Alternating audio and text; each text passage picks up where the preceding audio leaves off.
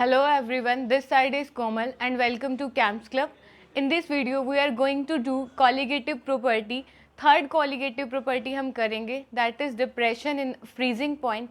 इससे पहले वाली वीडियोस में हम दो colligative properties कंप्लीट कर चुके हैं. First one is relative lowering of vapour pressure and second one is elevation and boiling point. Third colligative अब हम करेंगे जो है डिप्रेशन इन फ्रीजिंग पॉइंट. देखिए डिप्रेशन इन फ्रीजिंग पॉइंट क्या होता है. डिप्रेशन इन फ्रीजिंग पॉइंट समझने से पहले आपको एक छोटी टर्म को समझना पड़ेगा. फ्रीजिंग पॉइंट क्या होता है. देखिए फ्रीजिंग पॉइंट का मीनिंग क्या है. फ्रीजिंग पॉइंट का मीनिंग होता है freezing point is of any substance is defined as the temperature at which solid and liquid phases are in equilibrium. मतलब वो पॉइंट जिस पर सॉलिड और लिक्विड फेस इक्विलिब्रियम में हो. कहने का मतलब है उनका वेपर प्रेशर सेम हो तो उस पॉइंट को कहेंगे फ्रीजिंग पॉइंट. ठीक है, तो मैंने क्या कहा है, अब डेफिनेशन लिखते हैं फ्रीजिंग पॉइंट की. देखो फ्रीजिंग पॉइंट का मीनिंग है freezing point of any substance is defined as freezing point of any substance. Freezing point of any substance is defined as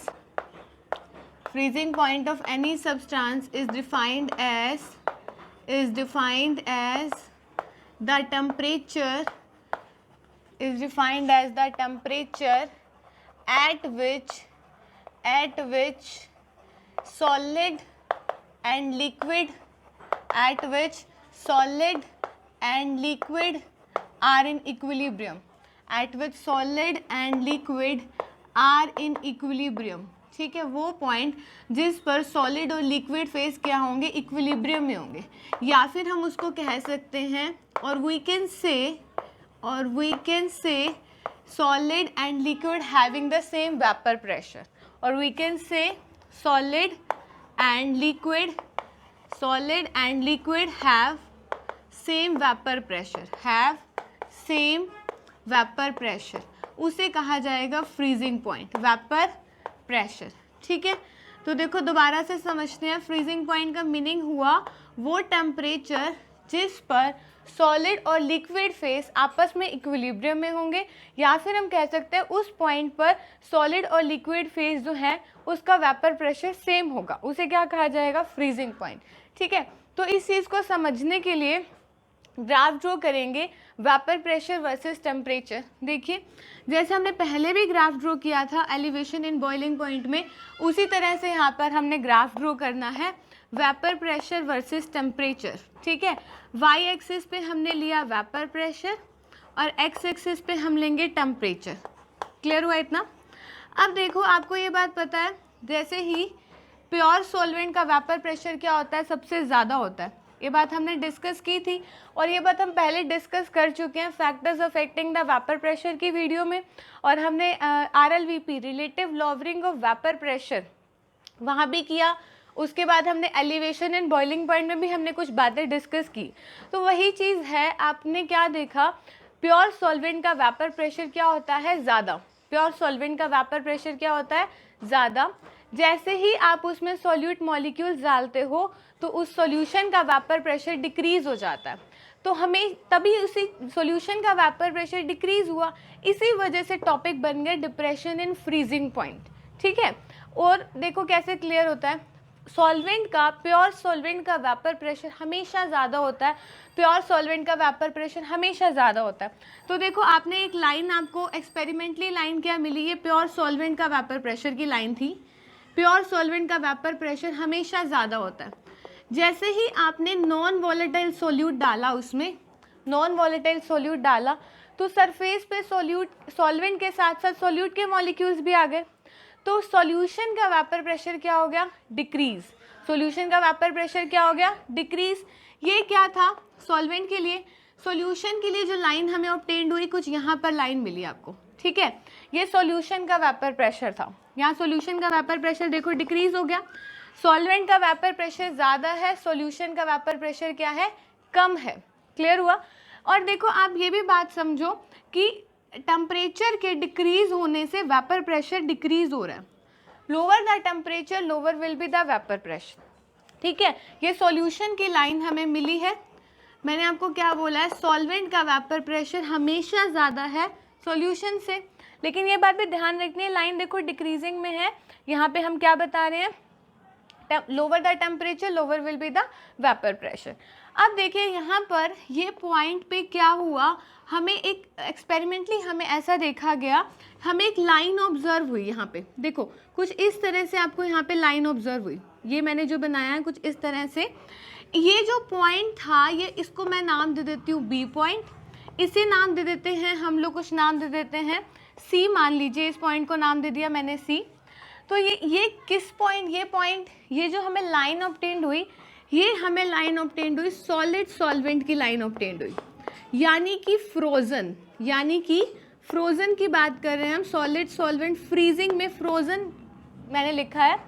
अब बी पॉइंट में क्या हुआ, आपने यहाँ पे जैसे जैसे टेम्परेचर डिक्रीज़ हो रहा था, वेपर प्रेशर डिक्रीज़ हो रहा था, बी पॉइंट पे क्या हो गया, हमें जो बी पॉइंट पे हमने क्या देखा, लिक्विड जो है, लिक्विड और सॉलिड आपस में इक्विलिब्रियम में है इस पॉइंट पे। कैसे पता लगा, देखो एट पॉइंट बी पे क्या हुआ, solid starts appearing, solid form हमें अपीयर होनी स्टार्ट हो गई, ठीक है, सॉलिड लिक्विड इक्विलिब्रियम एस्टैब्लिश हुआ। ये पॉइंट यहाँ पर क्या है, इस पॉइंट पर सॉलिड और लिक्विड का वेपर प्रेशर बिल्कुल सेम है।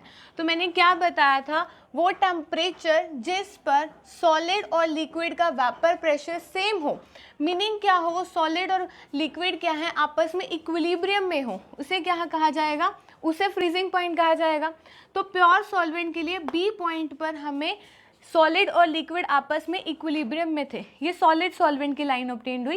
बी पॉइंट पे सॉलिड और लिक्विड आपस में इक्विलिब्रियम में थे, बी पॉइंट पर सॉलिड और लिक्विड का वेपर प्रेशर सेम है, वेपर प्रेशर क्या है, सेम है, बी पॉइंट पे सेम है ना। जैसे ही आपने इसको नीचे लेके गए, जो आपको टेम्परेचर मिला वो किसका मिला, प्योर सॉल्वेंट का। तो मैंने यार नाम दे दिया यहाँ पे टी एफ नोट, ये किसका नाम दे दिया मैंने, टी एफ नोट, ठीक है। नीचे लिख लो क्या नाम दिया है आपने इस पॉइंट को, ये पॉइंट जो है आपका वो है टी एफ नोट। अब देखिए जैसे ही आपने प्योर सॉल्वेंट में सॉल्यूशन ऐड किया, प्योर सॉल्वेंट में सोल्यूट ऐड किया तो वेपर प्रेशर डिक्रीज हो गया, उस सॉल्यूशन का वेपर प्रेशर क्या हुआ, डिक्रीज हुआ। तो देखो इसका सॉल्वेंट की लाइन ऊपर है, सॉल्यूशन की लाइन नीचे है, वेपर प्रेशर डिक्रीज हो गया। अब यहाँ से देखो इस पॉइंट पे आते हुए हमें सी पॉइंट पे हमें क्या मिला है, सॉल्यूशन और लिक्विड, यानी कि लिक्विड और सॉलिड, लिक्विड और सॉलिड आपस में इस पॉइंट में इक्विलिब्रियम में है। इस पॉइंट पर सॉलिड हमें अपीयर होना स्टार्ट हो गया, यानी कि ये वो पॉइंट है, सॉल्यूशन वाली लाइन का ये वो पॉइंट है जिस पर सॉलिड और लिक्विड आपस में इक्विलिब्रियम में है। सी पॉइंट पर सॉलिड स्टार्ट्स अपीयरिंग, सॉलिड और लिक्विड आपस में इक्विलिब्रियम में है, ठीक है। तो सी पॉइंट क्या हुआ वहाँ पर, सी पॉइंट क्या कहेंगे, वो पॉइंट जिस पर सॉलिड और लिक्विड आपस में इक्विलिब्रियम में होते हैं उसे क्या कहा जाता है, फ्रीजिंग पॉइंट। तो सी पॉइंट ये क्या है, हमारा फ्रीजिंग पॉइंट हुआ, लेकिन सॉल्यूशन के लिए। तो मैंने इसका नाम क्या दे दिया, टी एफ नाम दे दिया, क्लियर हुआ। डिप्रेशन हुआ है ना फ्रीजिंग पॉइंट में, प्योर सॉल्वेंट का इतना फ्रीजिंग पॉइंट है, सॉल्यूशन यानी कि सॉल्वेंट ऐड करते ही फ्रीजिंग पॉइंट डिक्रीज हो गया, टी एफ मिला। डिप्रेशन हुआ यहाँ पर आपके पास, तो ये जो चेंज आया इसीलिए उसको बोला जाता है डेल्टा टी एफ, यानी कि डिप्रेशन इन फ्रीजिंग पॉइंट, यानी कि क्या हो गया, delta T F is a depression in freezing point. कितना आया है वो, T F naught minus T F, यहाँ कितना आया, T F naught minus T F. आपको ध्यान होगा एलिवेशन इन बॉइलिंग पॉइंट में हमारा क्या आया था, T B minus T B naught, ऐसा ही आया था ना, T B minus T B naught. और यहाँ हमें क्या मिला है, T F naught minus T F. T F naught किसका है, सॉल्वेंट वाले का टेम्परेचर, टी एफ किसका है, सॉल्यूशन का टेम्परेचर, ठीक है, सॉल्यूशन वाले का टेम्परेचर। अब देखिए मैं एक बार फिर से इसको ब्रीफ कर देती हूँ, ये जो ग्राफ हमने बनाया है वेपर प्रेशर वर्सेस टेम्परेचर, हमने क्या कहा, प्योर सॉल्वेंट का वेपर प्रेशर हमेशा ज़्यादा होता है सॉल्यूशन से। जैसे ही आप सोल्यूट के मॉलिक्यूल्स ऐड करते हो, सॉल्यूशन का वेपर प्रेशर हमेशा डिक्रीज हो जाता है। सॉल्वेंट का वेपर प्रेशर ज़्यादा, सॉल्यूशन का वेपर प्रेशर कम, तभी तो डिप्रेशन हुआ ना फ्रीजिंग पॉइंट में, और वही हम पढ़ रहे हैं। तो सॉल्वेंट का वेपर प्रेशर ज़्यादा होता है, सॉल्यूशन का वेपर प्रेशर कम होता है। ये सॉल्वेंट की लाइन है, ये सॉल्यूशन की लाइन है। हमने देखा है, हमें एक ये लाइन ऑब्टेन्ड हुई जो सॉलिड सॉल्वेंट की लाइन ऑब्टेन्ड हुई एक्सपेरिमेंटली। हमने कहा ये बी पॉइंट पर तो सॉलिड स्टार्ट्स अपीयरिंग, सॉलिड हमें दिखने लग गया। इसका मतलब ये वो पॉइंट था जिस पर liquid solvent and the solid solvent are in equilibrium, they having the same vapour pressure. उस पॉइंट के पे जो हमने टेम्परेचर देखा उसका नाम दे दिया गया TF नोट। इसी तरह से सॉल्यूशन के लिए जो लाइन मिली, लेकिन सॉल्वेंट से नीचे मिली क्योंकि सॉल्यूशन का वेपर प्रेशर कम होता है, तो हमें ये लाइन इस तरह से ऑब्टेन्ड हुई। डिप्रेशन इन फ्रीजिंग पॉइंट पढ़ रहे हैं हम लोग, ये लाइन इस तरह से ऑब्टेन्ड हुई। फिर हमने देखा इस सी पॉइंट पर क्या हुआ, सी पॉइंट पे क्या हुआ, सॉल्यूशन यानी कि लिक्विड बात कर रहे हैं, लिक्विड ही तो है वो, और यहाँ पर ये सॉलिड अपीयर होना स्टार्ट हो गया। ठीक है, सी पॉइंट पे solid starts appearing. C point is that point in which liquid, solution liquid यानी and solid are in equilibrium. ठीक है, और they having same vapour pressure. ये प्योर सॉल्वेंट का था TF नॉट, ये सॉल्यूशन से हमें मिला, कितना मिला TF। चेंज आया इसमें, हमने उसको क्या कह दिया, delta TF, which is depression in freezing point, और वो कितना आया है, TF नॉट माइनस TF। इतना क्लियर हुआ। अब देखिए, हमने जैसे एलिवेशन इन बॉइलिंग पॉइंट में हमने किया था कि delta TB is directly proportional to molality, हमने किया, कॉन्सेंट्रेशन टर्म मोलैलिटी के डायरेक्टली प्रोपोर्शनल है। इसी तरह से हमने यहाँ पर क्या करना है, इसको डिराइव करना है, कैलकुलेट करना है मॉलिक्यूलर मास, और वो भी हम यहाँ पे भी कॉन्सेंट्रेशन टर्म क्या लेंगे, मोलैलिटी। और अब डिराइव करते हैं एक्सप्रेशन TF और डेल्टा TF और मॉलिक्यूलर मास के बीच। चलिए देखिए, फिर आगे करते हैं हम डिप्रेशन एंड फ्रीजिंग पॉइंट में जो अभी हमने क्या एक्सप्रेशन कैलकुलेट किया, delta TF is equals to TF naught minus TF, यही लिखा ना, delta TF equals to TF naught minus TF। Delta TF क्या है, depression in freezing point, delta TF क्या है, depression in freezing point, depression in freezing point. ठीक है, TF naught क्या है, freezing point of pure solvent. ठीक है, डिप्रेशन इन फ्रीजिंग पॉइंट, देखो डिप्रेशन इन फ्रीजिंग पॉइंट। अब देखो TF नॉट क्या बोला, freezing point of pure solvent. TF not is freezing point of pure solvent. इतना क्लियर हुआ। अब देखिए TF क्या है, फ्रीजिंग पॉइंट ऑफ सॉल्यूशन, अभी हमने किया ही था।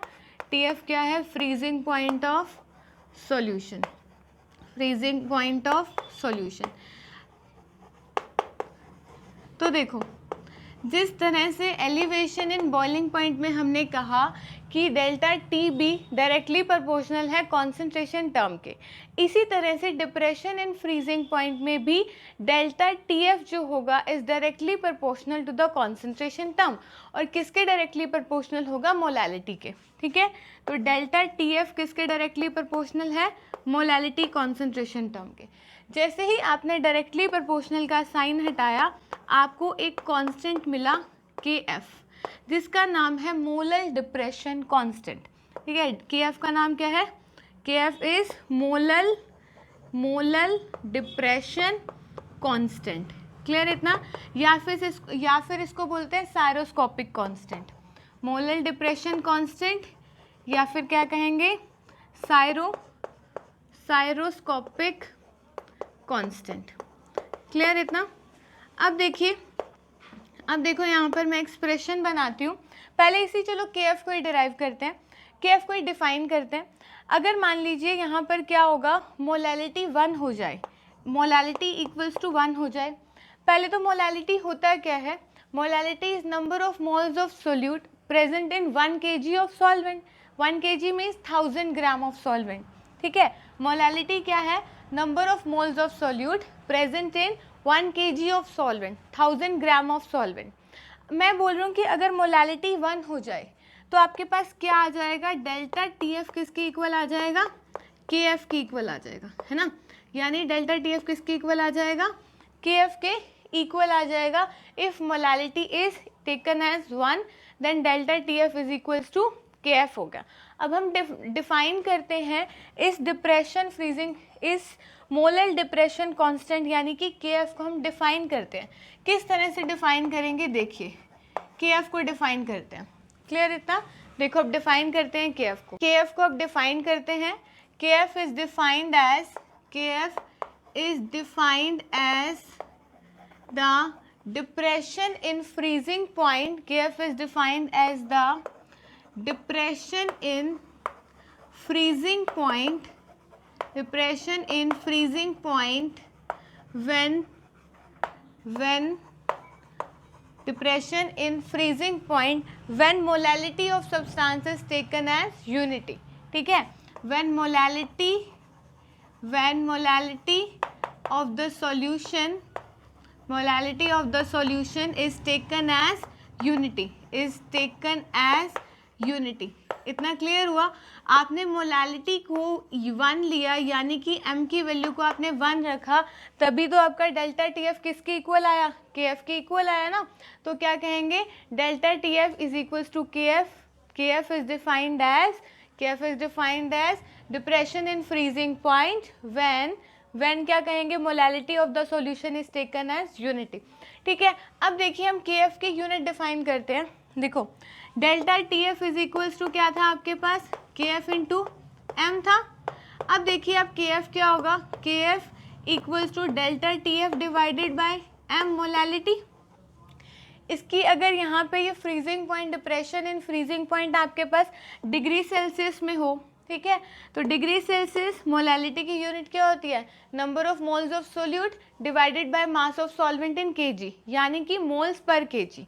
ठीक है, तो डिग्री सेल्सियस नीचे क्या आएगा, मोल पर केजी। क्लियर हुआ इतना।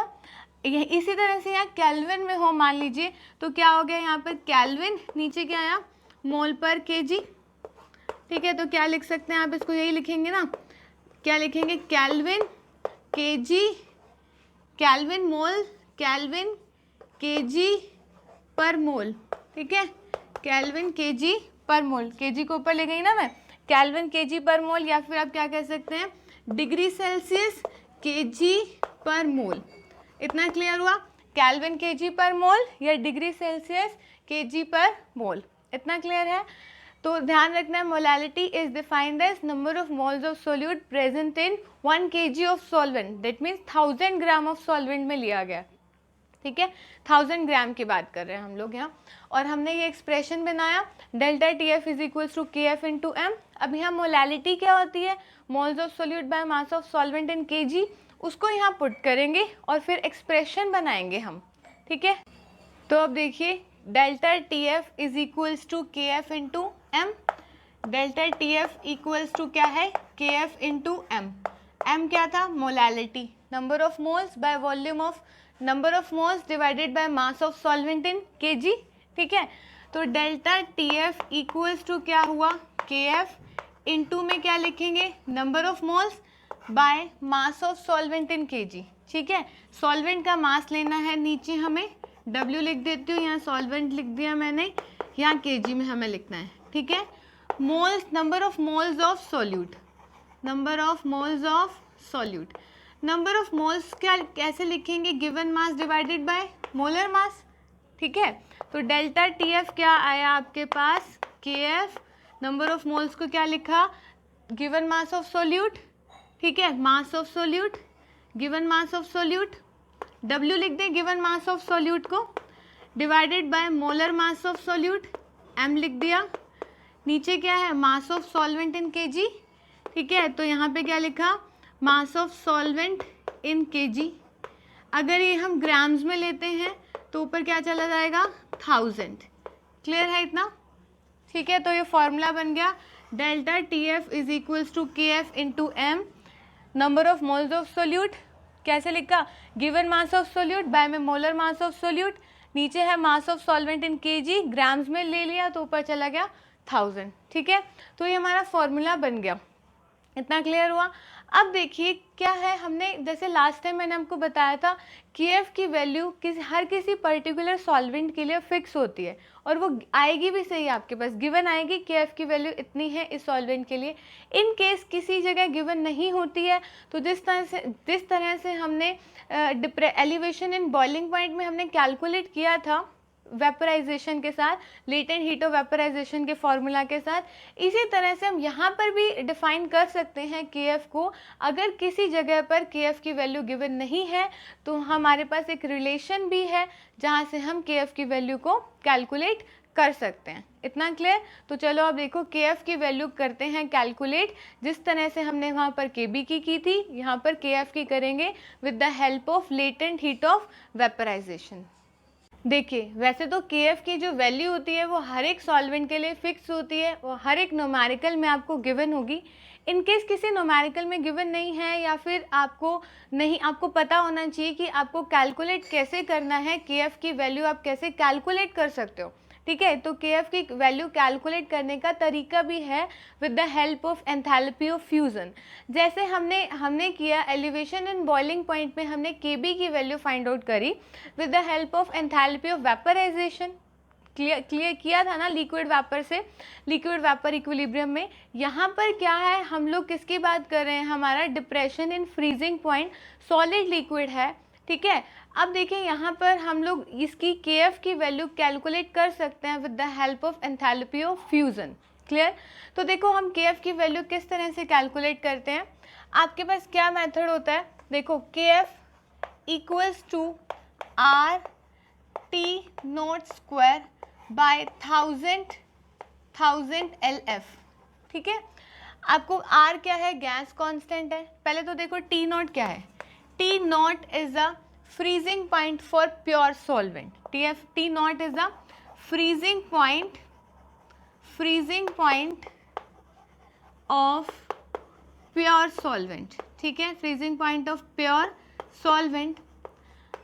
अब देखिए आप ना LF को यानी कि लेटेंट हीट ऑफ LF यानी लेटेंट हीट ऑफ फ्यूजन के लिए लिखा गया है, LF है latent heat of fusion, latent heat of fusion. अब देखो LF जो है हमारा, LF equals to delta HF divided by M होता है। ठीक है, तो LF की जगह आप क्या लिख सकते हैं, RT0 स्क्वायर, यहाँ के आगे M, नीचे 1000 डेल्टा HF। इतना क्लियर हुआ? अब LF क्या है, लेटेंट हीट ऑफ फ्यूजन पर mole of latent heat of fusion. ठीक है, पर मोल ऑफ सॉल्वेंट किसके लिए होता है, पर मोल ऑफ सॉल्वेंट के लिए होता है। इसी तरह से आपने कहा डेल्टा HF। ठीक है, यहाँ क्या है, नहीं ये पर ग्राम ऑफ सॉल्वेंट होगा। ठीक है, डेल्टा ये किसके लिए होगा, पर ग्राम ऑफ सॉल्वेंट होगा। HF क्या है, ये हीट ऑफ फ्यूजन है, हीट ऑफ फ्यूजन। अब देखिए ये किसके लिए आया, पर मोल ऑफ सॉल्वेंट के लिए आया। किसके लिए आया, पर मोल ऑफ सॉल्वेंट। ठीक है, M क्या है, molecular mass of solvent. M is the molecular mass of solvent. ठीक है, R क्या है, यहाँ आपके पास R है गैस कांस्टेंट, R है gas constant.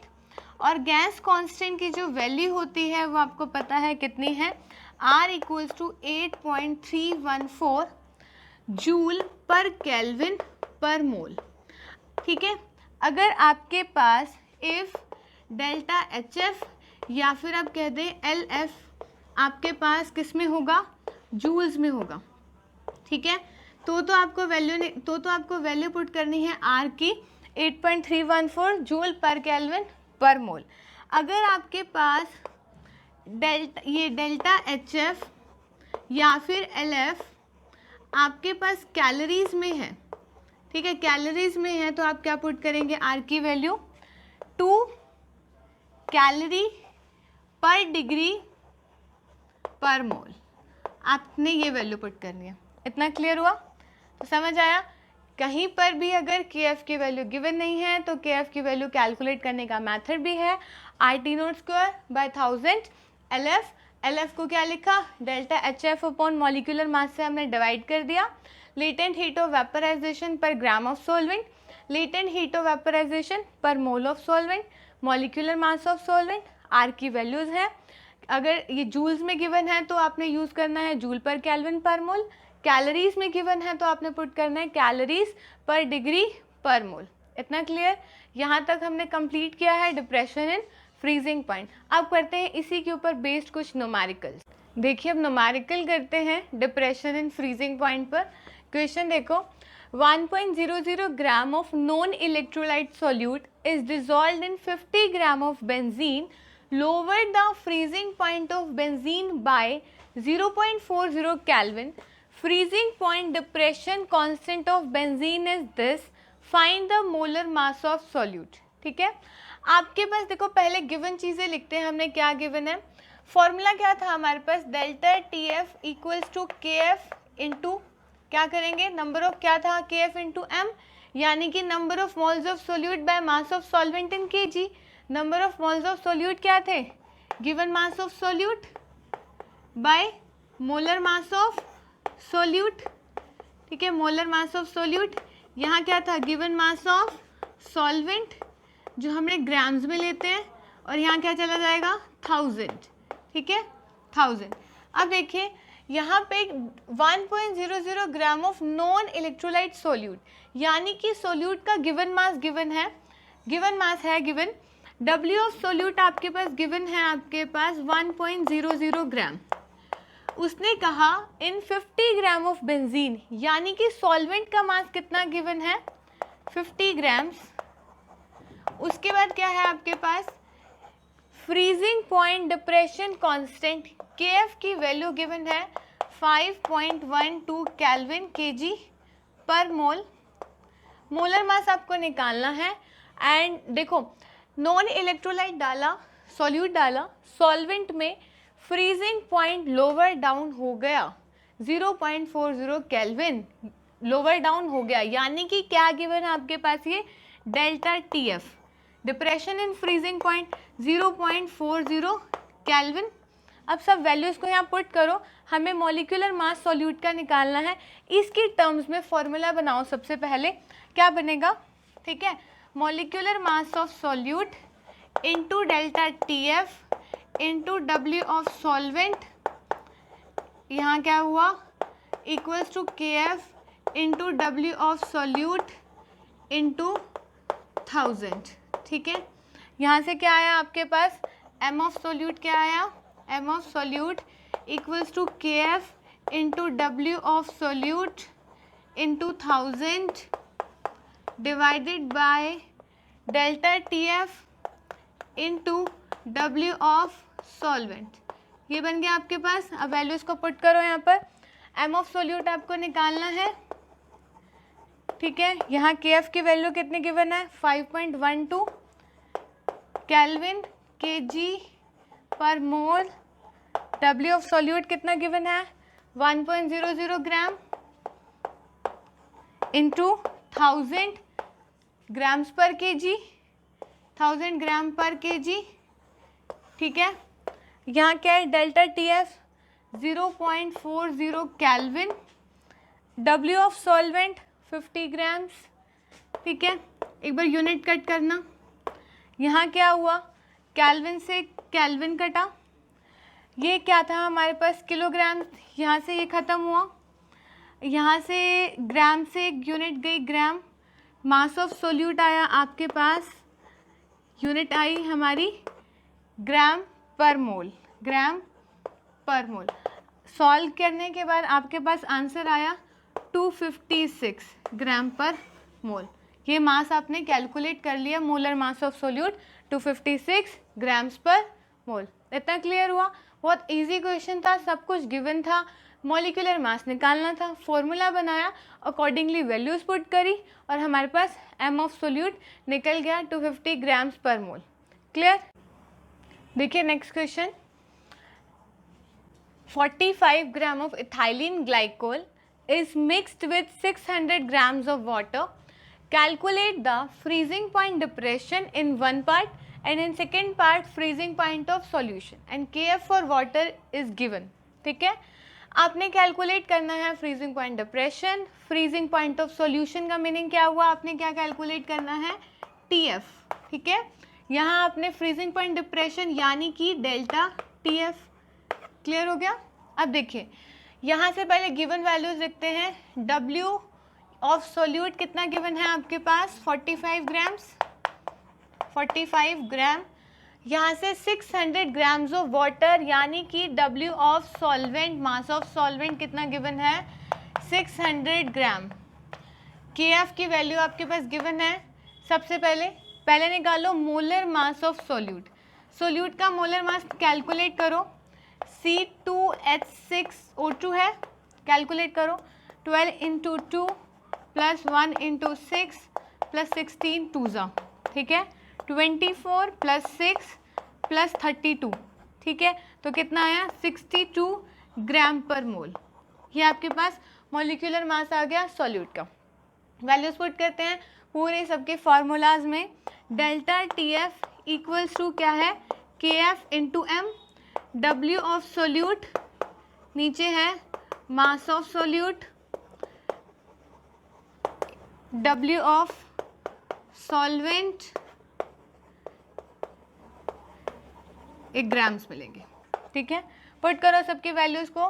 Delta TF equals to क्या आया, KF की वैल्यू कितनी है 1.86 केल्विन kg पर mole into W of solute 45 grams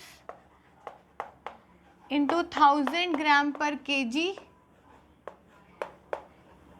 divided by mass of solute is 60 ग्राम पर मोल, 60 ग्राम पर मोल इंटू में क्या लिखेंगे 600 ग्राम। ठीक है, अब देखिए पर मोल से यहाँ ये कैंसिल आउट हुआ, kg से ये कैंसिल आउट किया, अब इस ग्राम से यहाँ गया, ये से इधर कैंसिल आउट हुआ। सबको आंसर आया। डेल्टा TF की वैल्यू आपके पास आई केल्विन के अंदर। सॉल्व करके आपके पास वैल्यू आई है 2.25 केल्विन। ठीक है, 2.25 केल्विन हुआ। इतना क्लियर हुआ। अब आपने पास ये फर्स्ट पॉइंट का तो आपने आंसर कैलकुलेट कर लिया है। आपने सेकेंड पॉइंट में निकालना है फ्रीजिंग पॉइंट ऑफ सॉल्यूशन।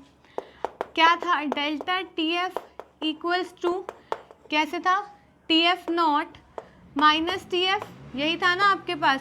आपको कैलकुलेट क्या करना है TF कैलकुलेट करना है, यानी कि TF naught minus delta TF करेंगे, आपके पास क्या आएगा TF की वैल्यू आएगी। यही तो कैलकुलेट करना है ना फ्रीजिंग पॉइंट ऑफ सॉल्यूशन। तो TF नॉट आपके पास प्योर वाटर का ही है ना, प्योर वाटर के लिए TF नॉट होता है 273.15। ठीक है, for pure water TF not is equal to 273.15। आपने TF कैलकुलेट करना है तो 273.15 में से क्या माइनस करना है डेल्टा TF की वैल्यू माइनस करो, 2.25 केल्विन माइनस किया, आंसर आया 270.9 केल्विन। क्लियर इतना, 270.9 केल्विन आपका सेकेंड पॉइंट का आंसर आ गया। क्लियर है। नेक्स्ट क्वेश्चन देखते हैं। क्वेश्चन देखते हैं। A solution containing 2.56 gram of sulfur dissolved in 100 gram of naphthalene whose melting point is this, give a freezing point lowering by 0.608 Kelvin. Calculate the formula of sulfur. आपको sulphur का formula find out करना है। सबसे पहले आप अपना molecular mass हमें sulphur का निकालना पड़ेगा क्योंकि हमें सब कुछ गिवन है उसके अलावा। तो आप लिखिए ज़रा, फॉर्मूला लिखो, delta TF equals to KF into W of solute. ठीक है, मास ऑफ सोल्यूट यहाँ क्या लिखा है आपने इंटू 1000, यहाँ पे W ऑफ सॉल्वेंट। अब W ऑफ सोल्यूट निकालो, मास ऑफ सोल्यूट निकालो। मॉलिक्यूलर मास ऑफ सोल्यूट क्या बनेगा आपके पास, ठीक है, into W of solvent into TF delta TF equals to KF into W of solute into 1000, ठीक है। यहाँ से हमने निकाला M ऑफ सॉल्यूट निकाला है, क्या बना, KF into W of solute into 1000 divided by W of solvent into delta TF। ये फॉर्मूला बना दिया हमने with respect to molecular mass. अब देखो सब कुछ गिवन है, W ऑफ सॉल्यूट, सॉल्यूट का मास गिवन है 2.56, तो W ऑफ सॉल्यूट लिखिए 2.56 है ग्राम। आपके पास W ऑफ सॉल्वेंट भी गिवन है, W ऑफ सॉल्वेंट कितना है 100 ग्राम्स। डेल्टा TF आपको बताया है, उसने कितना बोला है, उसने freezing point lowering by 0.608 kelvin, 0.680 kelvin, ठीक है। और सब वैल्यूज़ को यहाँ KF की वैल्यू भी गिवन है नैप्थलीन के लिए, वैल्यूज़ को पुट करो यहाँ पे। KF की वैल्यू कितनी गिवन है 6.8 केल्विन kg पर मोल, ठीक है। सब पुट करते हैं और मॉलिक्यूलर मास सॉल्यूट का कैलकुलेट करते हैं। देखो यहाँ पुट करते हैं, ठीक है।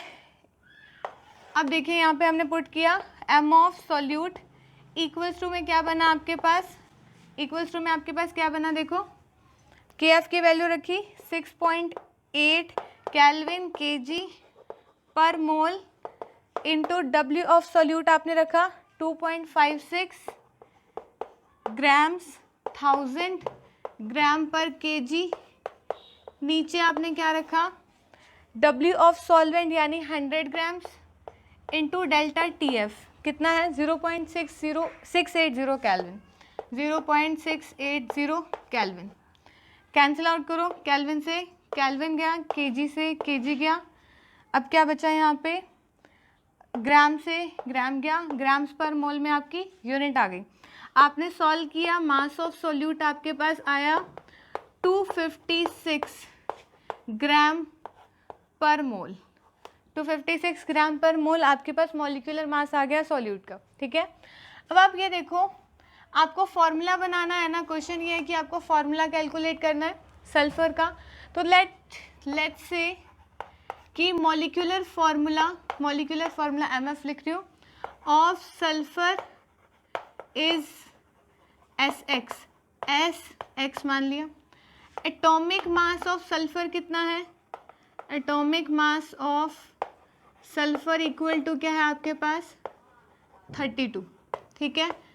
क्लियर, इतना एटॉमिक मास कितना है आपके पास 32।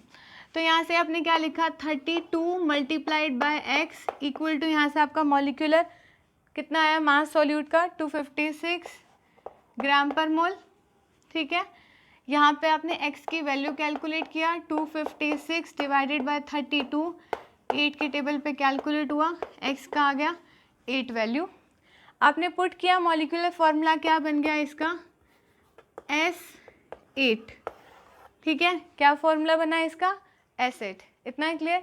देखो सबसे पहले सब वैल्यूज़ गिवन थी, मॉलिक्यूलर फार्मूला आपने molecular mass of solute calculate किया, यहाँ से आपने मॉलिक्यूलर फार्मूला लेट किया SX है, एटॉमिक मास 32 होता है, 32 into x is equals to किसके इक्वल हुआ, उसके मास के 256, एक्स की वैल्यू निकाली, यहाँ हमने हमारे पास फॉर्मूला आ गया S8। क्लियर, चलिए देखिए नेक्स्ट क्वेश्चन क्या है। A 5% solution by mass of cane sugar in water has a freezing point of 271 Kelvin. Calculate the freezing point of 5% glucose in water if the freezing point of water is 273.15 Kelvin. ध्यान दीजिएगा, आपके पास 5% उसने cane sugar बोला है जिसका freezing point आपको दिया है इतना। फ्रीजिंग पॉइंट आपको 5% ग्लूकोज का निकालना है आपको, ठीक है। 5% ग्लूकोज के लिए उससे आपने पूछा है क्वेश्चन में। तो सबसे पहले देखो 5% का मीनिंग क्या है, ठीक है।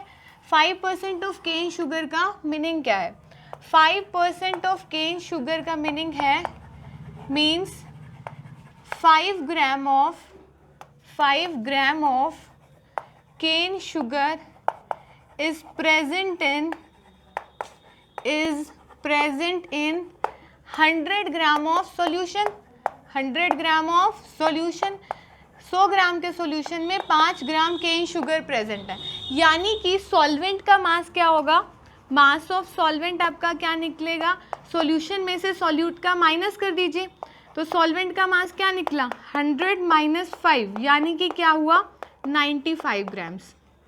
ठीक है, तो अब देखो यहाँ पे क्या है आपके पास गिवन मास है, गिवन मास सॉल्यूट का कितना है आपके पास 5 ग्राम, सॉल्वेंट का मास हो गया 95 ग्राम।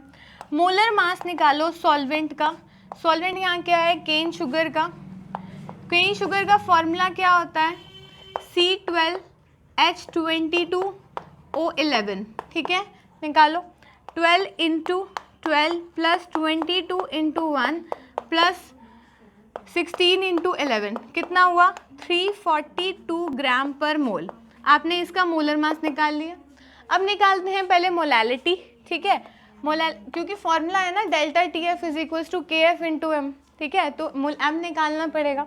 मोलैलिटी क्या हुआ, given mass of solute by molar mass, given mass of solute कितना है 5 ग्राम by molar mass into mass of solvent in kg, ठीक है, सॉल्वेंट का मास कितना हुआ 95 ग्राम्स डिवाइडेड बाय यहाँ पे क्या हुआ ग्राम्स है, यानी 1000 से मल्टीप्लाई कर दिया, तो आपके यहाँ पे मोलैलिटी आपने फाइंड आउट करी। ठीक है, मोलैलिटी आपकी आई 0.1537, ठीक है, कितनी आई आपकी 0.1537, ठीक है। आपने यहाँ से क्या किया, delta TF equals to KF into M होता है, आपको KF निकालना पड़ेगा क्योंकि KF तो गिवन ही नहीं है। डेल्टा TF बाय M करो, पहले डेल्टा TF देखो क्या होगा, डेल्टा TF क्या होता है TF नॉट माइनस TF, है ना, TF naught minus TF not pure water के लिए कितना दिया है 273.15 और TF कितना दिया है 271, डेल्टा TF कितना निकला 273.15 माइनस 271 केल्विन, ठीक है, डेल्टा TF यानी कि कितना निकला 2.15 केल्विन, ठीक है, पुट करो इसमें KF की वैल्यू निकली 2.15 डिवाइडेड बाय M कितना है 0.1537, ठीक है, आपने यहाँ से इसको, आपके पास एक KF की वैल्यू आ गई, ठीक हो गई बात। अब देखिए आपके पास 5% ग्लूकोज के बारे में पूछा गया है, तो 5% ग्लूकोज का मीनिंग क्या है आपके पास, निकालो फिर से भाई, 5 gram of glucose are present in 100 gram of solution, are present in 100 gram of solution, ठीक है। तो आपको सॉल्वेंट का मास निकालना है, सॉल्वेंट कितना बचा, मास ऑफ सॉल्वेंट कितना आया 100 माइनस 5 दैट इज 95, तो आप देखो मास ऑफ 95 ग्राम्स, ठीक है। मोलर मास निकालोगे ग्लूकोज का, मोलर मास ऑफ ग्लूकोज का फॉर्मूला C6H12O6, ठीक है, केन शुगर का फॉर्मूला होता है C12H22O11, ग्लूकोज का फॉर्मूला होता है C6H12O6। आप निकालिए यहाँ से कितना आया 12 into 6 plus 1 into 12 plus 16 into 6, आपने इसको कैलकुलेट करा 180 ग्राम पर मोल आया आपके पास, ठीक है। अब देखिए यहाँ से आपने क्या करना है, बात तो हमें फ्रीजिंग पॉइंट ग्लूकोज के निकालने की है ना, देखो freezing point of 5% glucose in water, meaning क्या है, आपने क्या निकालना है TF कैलकुलेट करना है, TF कैलकुलेट करना है। अब देखो आपके पास सबसे पहले अब डेल्टा TF आपको निकालना पड़ेगा, डेल्टा TF क्या होता है KF into M, molality, KF आपने यहाँ से निकाल रखा है केन शुगर से, मोलैलिटी आप निकालिए, मोलैलिटी क्या होगी given mass by molar mass, given mass कितना है इसका 5 ग्राम, मोलर मास कितना है 180, सॉल्वेंट का मास कितना है आपके पास 95 ग्राम्स, लेकिन आपने यहाँ पे 1000 से मल्टीप्लाई किया, तो आपके पास मोलैलिटी कैलकुलेट करेंगे।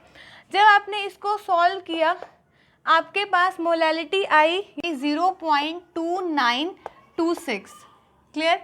अब यहाँ देखिए आपके पास डेल्टा TF क्या होगा KF इंटू M, के एफ की वैल्यू यहाँ रखी है, रख दो 2.15 डिवाइडेड बाय 0.1537 इंटू 0.2926, क्लियर। यहाँ से डेल्टा टी एफ की आपके पास वैल्यू आई 4.09 केल्विन। पर आपको यही तो आंसर नहीं स्किप करना है ना, क्वेश्चन में पूछा है उसने टी एफ निकालो, calculate the freezing point of 5% glucose in water, यानी सॉल्यूशन के लिए पूछ रहा है, टी एफ सॉल्यूशन के लिए था ना। तो अब यहाँ क्या होता है, delta T F equals to क्या होता है, T F not minus T F. आपको क्या निकालना है, टी एफ निकालना है। टी एफ क्या आया आपका, T F not minus delta T F. T F not कितना है 273.15, 273.15 माइनस कितना हुआ 4.09 केल्विन, माइनस किया तो कितना आया 269.06। यहाँ ऊपर लिख देती हूँ कितना आया इसको सॉल्व करके, 269.06 केल्विन, ठीक है। इसको माइनस करके आपका ये आंसर आया 269.06। यही मत स्किप करना, क्वेश्चन में टीएफ पूछा है ना कि डेल्टा टीएफ पूछा है, तो आपको सॉल्व करना पड़ेगा। इंपॉर्टेंट क्वेश्चन है, मतलब अच्छा है। उसने देखो केन शुगर से ग्लूकोज के बारे में पूछा, केन शुगर को यूज़ करके केएफ निकाला और आपने यहाँ से क्या किया, डेल्टा टीएफ, यहाँ से KF into M, delta TF निकाला और टीएफ नोट आपको पता था, आपने टीएफ कैलकुलेट कर दिया क्योंकि क्वेश्चन में उसने टीएफ के बारे में पूछा हुआ। इतना क्लियर हुआ। तो यहाँ तक हमने depression in freezing point complete कर लिया। विद न्यूमेरिकल्स हमने प्रैक्टिस भी किया है। In case any query you can ask me in a comment section. If you like this lecture then subscribe my channel. Thank you and thanks a lot.